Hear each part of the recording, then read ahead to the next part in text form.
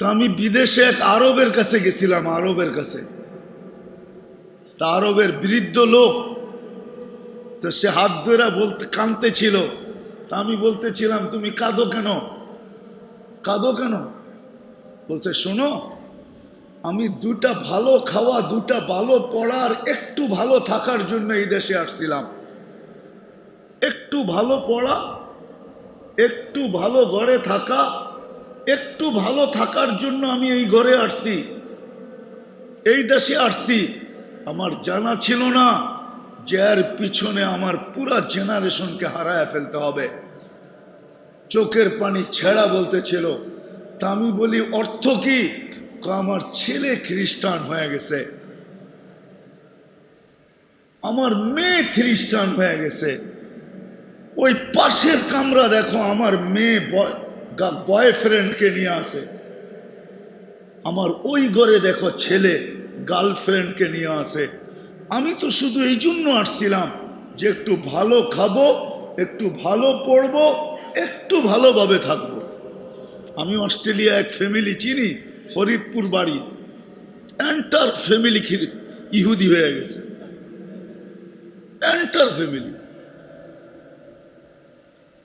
ওই সূর্যের মেসেজই সত্য।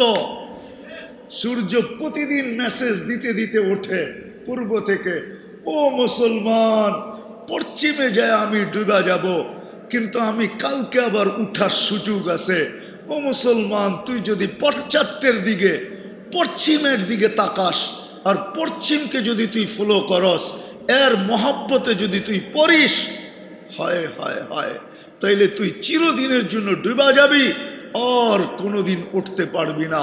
ওটারই প্রতিফলন সন্তানের হাতে বাপের 10 টুকরা, ওটারই প্রতিফলন সন্তানের হাতে মা বাবা নিরাপদ নয়। প্রতি বছর 2-4টা মিডিয়াতে খবর আসে, হয়তো মার জান সন্তানের হাতে যাইতেছে, অথবা বাবার জান সন্তানের হাতে যাইতেছে, অথবা প্রতি বছর 2-1টা বৃদ্ধাশ্রম বাড়তেছে। আমাদের দেশে বৃদ্ধাশ্রম বাড়া, এটা ওই কথার ইঙ্গিত যে আমরা ওই পশ্চিমাদের প্রেমে পড়ছি, যার কারণে মুসলমান দেশেও মুসলমান মা বাবার জন্য বৃদ্ধাশ্রম তৈরি হইতেছে। আর মা বাবা বৃদ্ধাশ্রমে সারা দিন রাত্র চোখের পানি ঝরাইতেছে, আর সন্তান ভাবতেছে মা বাবাকে বৃদ্ধাশ্রমে দিয়ে আমি সুখে থাকবো। রব্বে কাবার কসম, সুখ, সুখ যদি হইতো তাহলে নিজের পিস্তল নিজে কেন মাথায় লাগাইতো? সুখ হবে তোর? তোর সুখ হবে না, ইম্পসিবল সুখ হবে না। মা বাবা বৃদ্ধাশ্রমে আর সন্তান থাকবে বাড়িতে সুখে। যদিও আমরা মাঝে মাঝে যাই, মা বাবা চোখের পানি ঝরায় যখন ফিরতে থাকি, আসার সময় হয় তো হাত ধরা বলে, হুজুর দোয়া করেন, আমাকে রাইখা গেছে গেছে, আমার কোনো আপত্তি নাই, দোয়া করেন আমার কলিজার টুকরা যেন সুখে থাকে। মা তো মার পরিচয় দিছে, বাবা তো বাবার পরিচয় দিছে, কিন্তু এই দোয়া দিয়ে কি ও সুখে থাকবে নাকি? হ্যাঁ, গাছ কাইটা দিয়া উপরে পানি দিলে কি ওটা সজাগ হয় নাকি? হ্যাঁ, সত্য এটাই। তো যেটা বুঝাইতেছিলাম যে যোগ্যতা, আল্লাহ মানুষকে, মানুষ যোগ্যতা সম্পূর্ণ, এতে কোনো দ্বিমত নাই। কিন্তু যোগ্যতা এই জন্য দিছিলেন না মানুষকে যে সে এই 2 ছোট জীবনটাকে গুছাবে। বিশেষ করে মুসলমান, যাকে আল্লাহ মুসলমানের ঘরে সদ ইচ্ছায় অস্তিত্ব দিয়েছেন, সর্বশ্রেষ্ঠ নবীর উম্মত বানাইছেন, সর্বশ্রেষ্ঠ নবীর উম্মত, মুহাম্মাদুর রাসূলুল্লাহর উম্মত যাকে বানাইছেন। বুঝাইতে তো পারি না, এই জন্য আপনাদের দিলে লাগে না। আমরা প্রত্যেকে এই কথা বলতে পারি যে হাজারো লক্ষ মানুষের ভিতর থেকে আল্লাহ কুদরতি হাত দিয়া, মনে হয় লক্ষ মানুষকে কুদরতি হাত দিয়া উঠাইছেন। তারপরে যখন আমি উঠছি, আমাকে উম্মতে মুহাম্মাদুর অন্তর্ভুক্ত করছেন, এরকম ভাবে আমাদেরকে বাছাই করছেন। হুয়া যে তাবাকুম ওমা জাআলা আলাইকুম ফিদ্দীনি মিন হারাজ। আল্লাহ আমাদেরকে বাছাই করছেন, বাছাই, কুদরতি হাত দিয়া বাছাই করে উম্মতে মুহাম্মদী বানাইছেন, কুদরতি হাত দিয়া বাছাই করা। শুধু মানুষ সৃষ্টির সেরা, আল্লাহ শ্রেষ্ঠত্বের দ্বিতীয় মুকুট আমাদের মাথায় লাগাইছেন। একটা তো মানুষ হিসাবে মুকুট, ওয়ালাকাদ কাররামনা বানি আদম, আরেকটা মুকুট আমাদের মাথার উপরে লাগাইছেন, এটার উপরে ডাবল মুকুট, দ্বিতীয় একটা মুকুট লাগাইছেন, কুনতুম খায়রা উম্মাহ, তোমাদের চেয়ে উত্তম কোন উম্মত নাই। আমরা নির্বাচিত সবার আগে, আসছি সবার পরে, জান্নাতও যাব সবার আগে।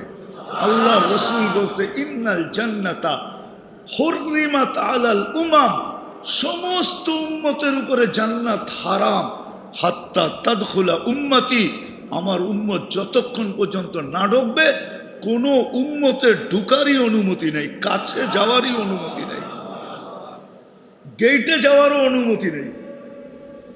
ওলামা মানবে না। আমি তো মাঝে মাঝে ভাবি যে আল্লাহ মনে হয় জান্নাত একাই আমাদেরকে দিয়া দিতে চাইছিলেন, কাউরে দিতেই চাইছিলেন না, এতটুক ভালোবাসা আমাদের সাথে। আপনি ধারণা করলে বুঝতে পারবেন, জান্নাতের 3 ভাগের 2 ভাগ হলাম আমরা। কয় ভাগ? 3 ভাগের 2 ভাগ আমরা। কারা? হ্যাঁ, এক নবীকেই দিছেন 3 ভাগের 2 ভাগ। কয়জন রে? একজন রে দিছে কয় ভাগের? 3 ভাগের 2 ভাগ। আর 1.25 লক্ষকে দিছেন 1 ভাগ। কি তাইলে দিছেন তো দিছেন কি? হ্যাঁ, দিছেন তো দিছেন কি? এটা দিয়ে বোঝা যায় যে জান্নাত আমাদেরকেই দিতে চেয়েছিলেন। কিন্তু প্রশ্ন উঠতো, সব নবী রসুলরা বলতেন সব একজনকে দিয়া দিলেন, আমাদেরকে কিছুই দিলেন না। এই জন্য 2 ভাগ আমাদেরকে দিয়া যা ছিল ওটা আপোষে ভাগ করে দিয়া দিছেন। লোক তারপরে একটু শান্ত থাকো, শান্ত। কোন মতে বুঝ দিছে আল্লাহ, যাকে আল্লাহ সদ ইচ্ছায় মুসলমানের ঘরে অস্তিত্ব দিছেন, মুহাম্মদুর রাসূলুল্লাহর উম্মত বানাইছেন। ওর জন্য উচিত না এই যোগ্যতাকে দুনিয়া গুছানোর পিছনে লাগাবে। ওর জন্য তো উচিত ছিল এই যোগ্যতা জান্নাত গুছানোর পিছনে লাগাবে, কবর গুছানোর পিছনে লাগাবে, মৌত গুছানোর পিছনে লাগাবে, আখিরাত গুছানোর পিছনে লাগাবে, মিজান গুছানোর পিছনে লাগাবে, পুলসিরাত পার হওয়ার পিছনে লাগাবে, মিজানের পাল্লা বাড়ি হওয়ার পিছনে লাগাবে, কবরকে জান্নাতের বাগান বানানোর পিছনে লাগাবে। ও তো জান্নাত পাওয়ার জন্য লাগাবে, আল্লাহকে রাজি করার জন্য লাগাবে, রসুলকে রাজি করার জন্য লাগাবে। রব্বে কাবার কসম, এই মুসলমান যদি এটা করত তাহলে আজকে কারো মুসলমানের উপরে আঙ্গুল উঠানোর সুযোগ হতো না। প্রমাণ দিতেছি, আবাবিল এখনো রাখা আছে, এখনো আবাবিল না রাখা নাই? হ্যাঁ, আমি একটু আগেও দেখে আসছি কাশপুর ব্রিজের আসরের সময়, কাশপুর ব্রিজের উপরে আবাবিল উঠতেছে। সাথীদেরকে আমি গাড়ির থেকে দেখাইছি যে দেখো এটি আবাবিল, এতটুক এতটুক পাখি, চড়াই পাখির চেয়েও ছোট, ডানাগুলা একটু লম্বা। আসরের সময় আমি দেখে আসছি। আবার আমি গাড়িতে বলতেও ছিলাম যে আবাবিল এখানে আসলো কেন, কি কাহিনী, আবার আবাবিল এখানে চলে আসলো। আবাবিল আজও রাখা আছে, যে আবাবিল দিয়ে আল্লাহ হাতিওয়ালাদেরকে ধ্বংস করছেন। জমিনি প্রাণীর ভিতরে সবচেয়ে বড় প্রাণী হলো হাতি।